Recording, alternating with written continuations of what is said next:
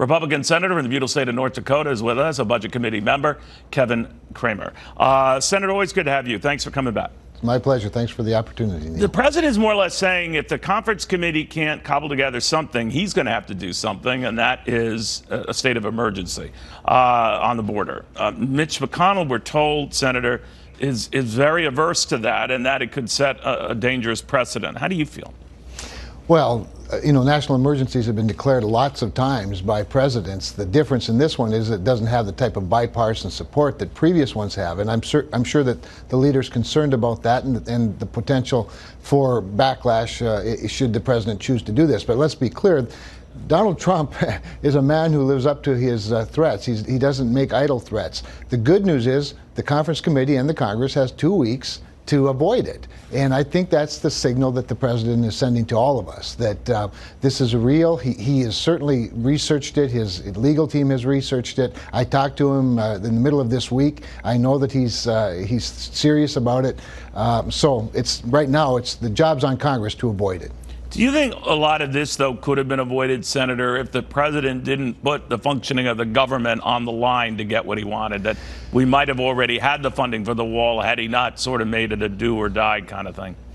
Well, I'm not so sure, because the ultimatum that the speaker laid down, I mean, she's as adamantly opposed to funding any type of a barrier as he is committed to funding some type of a barrier. Now, we've seen a little bit of thawing as a result of the 35 days, I think, and the backlash, the political backlash. Some might say she won that round of the battle, but I do think it helped soften folks. And it's certainly, I'm encouraged, Neil, to be honest. The members of the conference committee, I know all of the Republicans very well, and I know some of the House members, particularly Democratic House members, that are reasonable people. Henry Cuellar is one of the great gentlemen of the House. Nita Lowey is a seasoned and professional appropriator. She knows what she's doing, and she's sent some pretty good signals. I think this can be avoided if the speaker lives up to her promise to let whatever bill comes from that committee come to the floor for a vote. She said she would do that if we give well, but she's also applying subtle pressure here. I did speak to Henry Cuellar on this issue,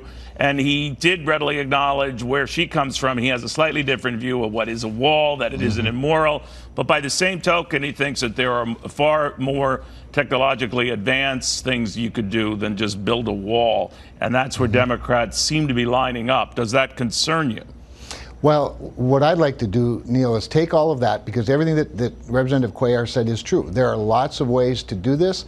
We need them all. Technology allows for greater efficiency in building a wall. Perhaps we need less wall than we would have needed, but for our ability to have situational awareness from drones that fly over top and that have incredible granular ISR capabilities. So we can make everything more efficient. We need fewer people when you have situational awareness. So there's a way to do it all. I don't think you have to have one or the other. I think you need it all. And I think that's what the president's committed to.